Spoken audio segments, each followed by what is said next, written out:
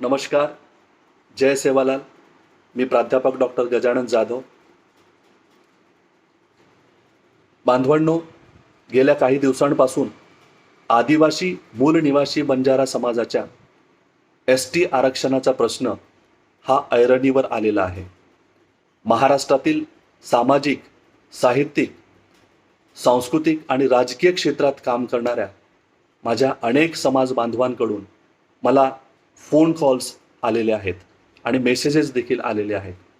आदिवासी बंजारा समाजाच्या ST आरक्षणाच्या संदर्भात तू तुझी भूमिका जाहीर करावी, तू तुझी भूमिका समाजासमोर मांडावी असा आग्रह सतत केला गेलेला आहे.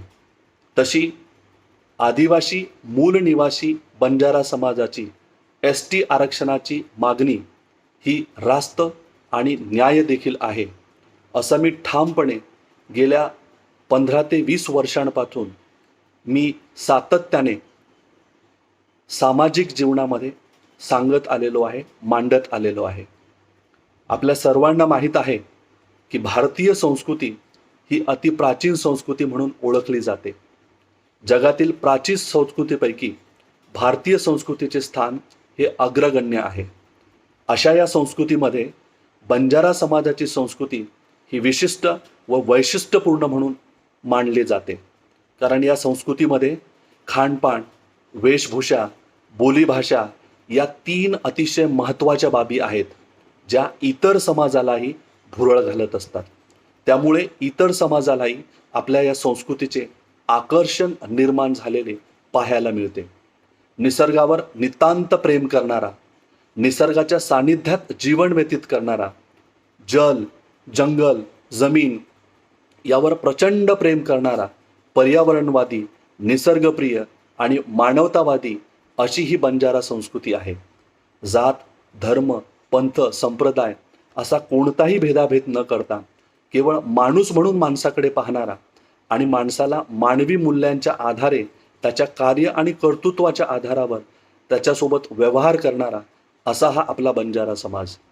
जात, धर्म, संप्रदाय असा भेदाभेद न करता माणूस म्हणून प्रत्येकाला आपल्या तांड्याच्या कवेत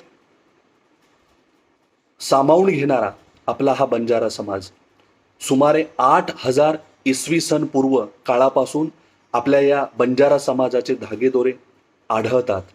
त्यामुळे ही अतिशय प्राचीन संस्कृती म्हणून ओळखली जाते. जगातील प्राचीन संस्कृती सिंधू संस्कृती मानली जाते आणि या संस्कृतीमध्ये बंजारा समाज संस्कृतीचे अनेक पुरावे, सांगाडे आणि दाखले सुद्धा आढळतात.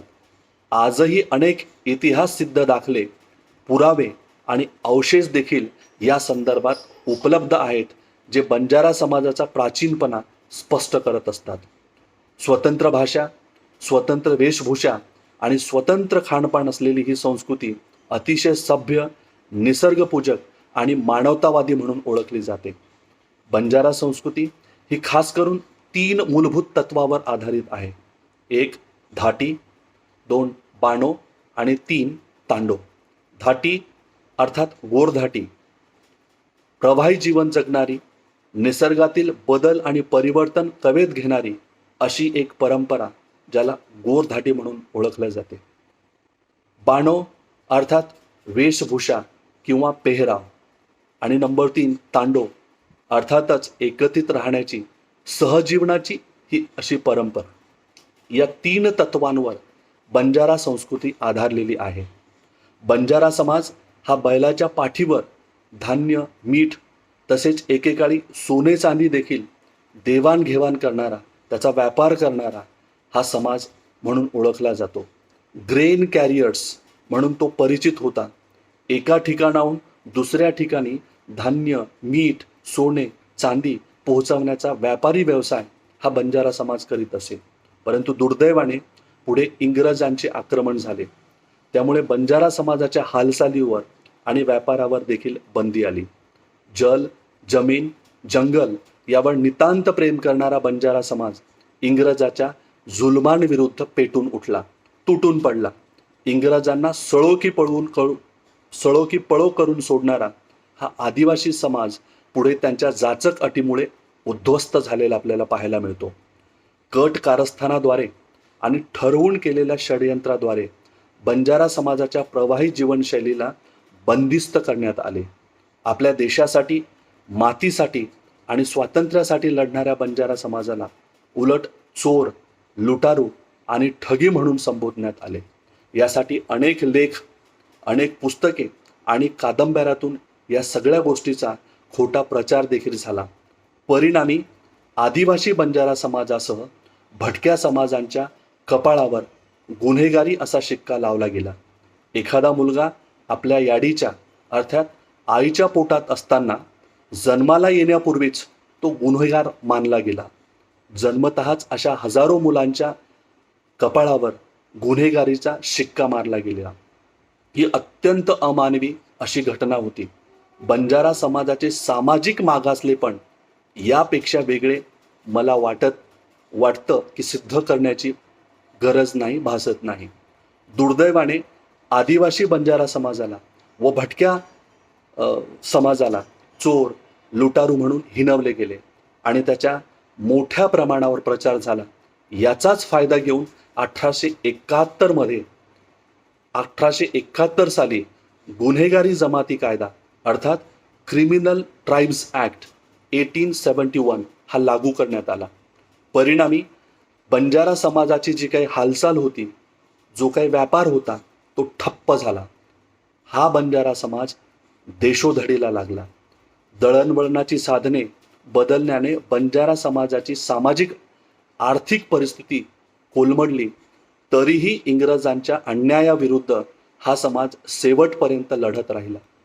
देशाच्या स्वातंत्र्यासाठी आदिवासी बंजारा समाजाने अखेरपर्यंत झुंज दिली. 1871च्या गुन्हेगारी जमात कायद्यात बंजारा समाजाला स्पष्टपणे आदिवासी समाज, ट्रायबल कम्युनिटी, क्रिमिनल ट्राईब म्हणून उल्लेख केलेला आपल्याला पाहायला मिळतो. तसेच 1831 मध्ये हैदराबादच्या निजामाच्या जनगणनेमध्येही लंबाडी और बंजारा असा स्पष्ट उल्लेख केलेला आपल्याला आढळतो.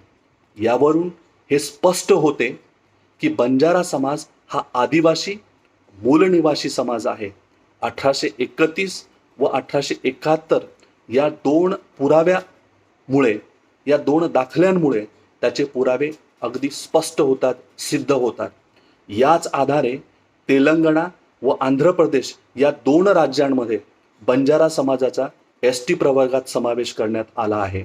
म्हणूनच आज एवढ्या वर्षानंतरही आदिवासी बंजारा समाजाचा एसटी प्रवर्गामध्ये समावेश व्हावा हा प्रश्न ऐरणीवर आलेला आहे. यासाठी आपल्या समाज बांधवांनी एकत्र येऊन लढा दिला पाहिजे. आदिवासी बंजारा समाजाच्या एसटी प्रवर्गातील समावेशाची मागणी ही मी पुन्हा एकदा सांगतो, रास्त आहे, न्याय आहे आणि आपल्या संवैधानिक हक्क अधिकारांसाठी हा लढा आपण उभा केला पाहिजे असं मला ठामपणे वाटतं.